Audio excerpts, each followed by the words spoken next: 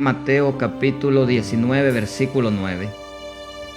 Este es un versículo en el cual bastante controversia hay, de diversidad de opiniones. Y hoy quiero que veamos algunos elementos importantes para poder comprender este versículo de Mateo 19, versículo 9. Y entre los elementos importantes vamos a ver el primer elemento. Es el contexto del pasaje. Aquel día que se encontraba Jesús frente a los fariseos no estaban buscando aprender de Jesús, sino tentar a Jesús. Podemos ver en el contexto que ese era el propósito de los fariseos, tentarlo, no aprender de él. Dice la Escritura en Mateo capítulo 19, versículo 3. Entonces vinieron a él los fariseos, tentándole y diciéndole: ¿es lícito al hombre repudiar a su mujer por cualquier causa? Amén. Quiero que note que le preguntaron, para tentarle, dice la Escritura: ¿es lícito al hombre repudiar a su mujer por cualquier causa? Esta pregunta viene de un debate rabínico que existía en esa época, en ese tiempo, allí en Israel. Habían dos corrientes principales en ese tiempo. Existían dos corrientes, dos escuelas. La escuela de Shammai era una de ellas. Y esta escuela permitía divorcio solo por inmoralidad grave. Pero también había otra escuela, era la escuela de Hillel. La escuela de Hillel permitía divorcio por cualquier motivo. Por ejemplo, si al hombre no le gustaba la comida de la mujer y decía: esa comida es muy salada o muy simple, entonces ellos decían: la podés despedir, o sea, te podés divorciar solo porque no le gustara la comida, o solo porque no encontrara a su mujer atractiva. Tal vez ya no le parecía atractiva y le decían: bueno, si ya no te parece atractiva, puedes divorciarte de ella. O también esta escuela de Hillel permitía el divorcio si su esposa le desagradaba. Entonces, estas dos escuelas de esa época, en la época en la que el Señor Jesús se encontraba aquí en la tierra, tenían esas dos enseñanzas, esas dos doctrinas. Una permitía el divorcio solo por causa grave, la otra por cualquier causa. Y por eso aquel día los fariseos le hacen esta pregunta al Señor Jesús: ¿es lícito al hombre repudiar a su mujer por cualquier causa? Refiriéndose a la enseñanza de la escuela de Hillel. Los fariseos querían que Jesús tomara partido con una de las escuelas, pero Jesús hizo algo diferente. Él volvió al diseño original de Dios. Jesús vuelve al principio del matrimonio. Y antes de hablar del divorcio, Jesús citó Génesis y les dice: los dos serán una sola carne. Vamos a leerlo, Mateo 19, versículo 5, dice: y dijo: por eso el hombre dejará a padre y madre y se unirá a su mujer, y los dos serán una sola carne. Aquí Jesús les está citando el Génesis. Y luego concluyó, en el versículo 6, concluye Jesús y les dice: así que no son ya más dos, sino una sola carne. Por tanto, lo que Dios juntó, no lo separe el hombre. Amén. Aquí Jesús establece una verdad teológica, y a esa verdad es la que nosotros debemos ponerle mente. El matrimonio no es solamente un acuerdo humano, no es un acuerdo que yo, como casado, como persona casada, me comprometí con mi esposa a estar con ella para toda la vida hasta que la muerte nos separe, y no es un acuerdo que ella se comprometió conmigo. No solamente es un acuerdo humano, es una unión creada por Dios Dios fue el que instituyó el matrimonio y lo instituyó allá en el huerto del Edén, cuando Él mismo juntó a la primer pareja, Adán y Eva. Por eso el divorcio no era parte del plan original de Dios. Y cuando aquel día los fariseos llegan a Jesús a tentarle con esta pregunta, Jesús, en vez de contestarle lo que ellos deseaban, Él se fue a el deseo original de Dios. Nosotros podemos encontrar aquí la palabra griega porneía, y la frase clave del versículo es: salvo por causa de fornicación. El Señor les dice que no es lícito, salvo por causa de fornicación. La palabra usada, les decía, es porneía. Esta palabra es importante porque no es la palabra griega para adulterio. Debemos ponerle mucha atención a esa palabra. Hay una palabra griega para adulterio que es moicheía, pero la palabra que Jesús utiliza es porneía, refiriéndose a fornicación. El significado cultural de porneía debemos de ver, porque si no entendemos la cultura de ese tiempo, no vamos a entender esta palabra. ¿Por qué el Señor utilizó porneía y no moicheía? En el contexto judío, porneía podía referirse a relaciones sexuales ilícitas durante el periodo de desposorio. Hermanos, el desposorio era un compromiso legal del matrimonio. Aunque la pareja todavía no vivían juntos, no habían consumado el matrimonio. Esto es como jóvenes que estén jalando con permiso hoy día. El joven visita a la muchacha, salen a pasear al parque, a algún cafetín, pero no viven juntos, simplemente están en una jalencia. Eso era el desposorio en aquel tiempo, en aquella cultura.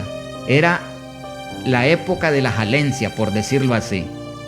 Legalmente ya eran considerados marido y mujer.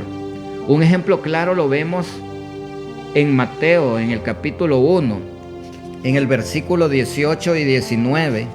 Lo podemos leer ahí rápidamente. Mateo capítulo 1, versículo 18 y 19, dice la Escritura: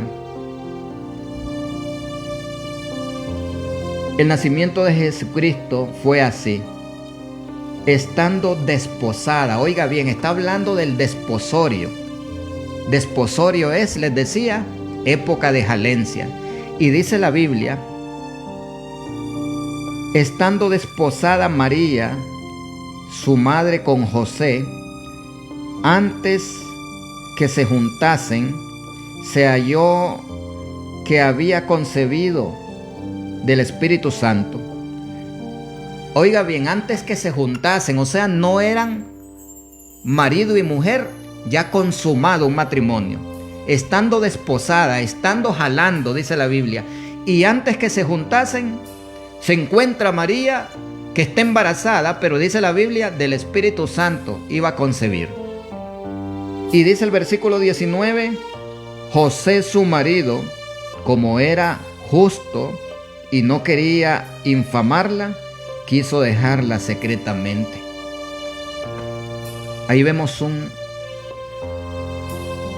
algo claro en José y María, algo muy claro de lo que Jesús está hablando en el capítulo 19, en el versículo 9.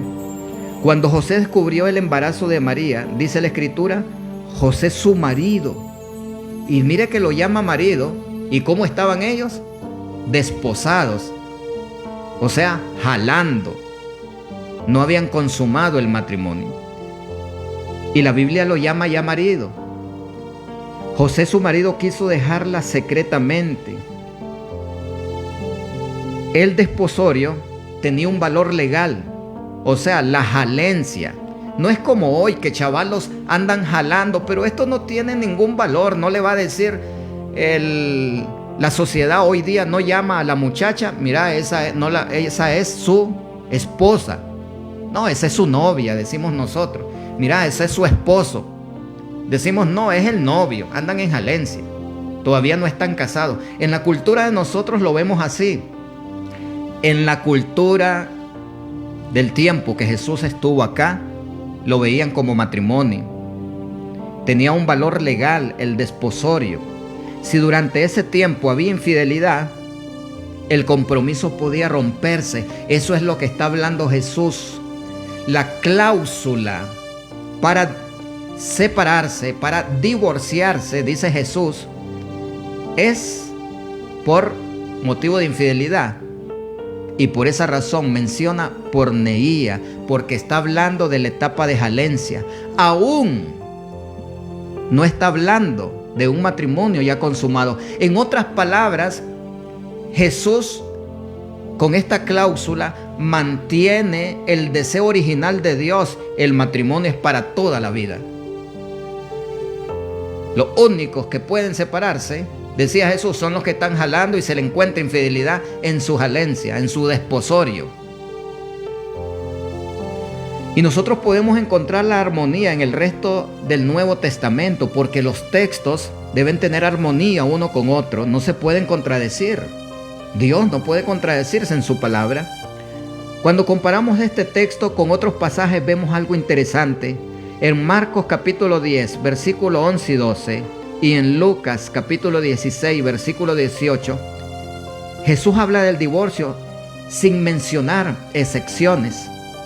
Y esto sugiere que Mateo, que es el que habla de la excepción, Mateo, que incluye la cláusula, escribía principalmente a judíos. Esto sugiere que el escritor Mateo hacía esta escritura para los judíos, quienes eran los que tenían estas dos escuelas que permitían el divorcio. Uno por una falta grave y el otro por cualquier causa. Entonces, Mateo incluye la cláusula porque escribía principalmente a judíos, quienes entendían el tema del desposorio. Ellos entendían claramente el tema que Jesús les está hablando cuando les da la cláusula, cuál es la excepción. Ellos entendían qué era el desposorio. Hoy día, en la cultura de nosotros no entendemos eso, pero allá ellos lo entendían, que era algo muy legal. La jalencia, el noviazgo era legal, tan legal que se consideraban marido y mujer. Así que la enseñanza general del Nuevo Testamento lo podemos ver que el resto de la enseñanza bíblica presenta el matrimonio como un pacto permanente. En toda la enseñanza bíblica, por ejemplo, Romanos capítulo 7, versículo 2, dice la escritura, la mujer casada está ligada por la ley al marido mientras éste vive. Mire bien, está ligada por la ley al marido mientras éste vive. Y en 1 Corintios capítulo 7, versículo 10 y 11, dice la escritura que la mujer no se separe del marido, y si se separa, quédese sin casar. Esto refuerza la idea de que el matrimonio es un pacto de por vida. Así que concluyo, porque hoy quería tocar solamente Mateo 19, versículo 9. Concluyo. Dios, mis hermanos, Dios diseñó el matrimonio como una unión permanente hasta que la muerte los separe. El divorcio no forma parte del plan original de Dios. Nunca lo formó. Nunca formó parte el divorcio de ese plan original. La cláusula mencionada, la que menciona Jesús en Mateo 19, 9, la cláusula mencionada se relaciona con la infidelidad durante el noviazgo, o sea, durante el desposorio. Por eso habla claramente en el versículo que leímos, María la desposada con José, dice, o sea, la que jalaba con José. Y por último, el matrimonio consumado es para toda la vida, es para toda la vida. Así lo enseña la Escritura, así lo enseña la palabra de Dios.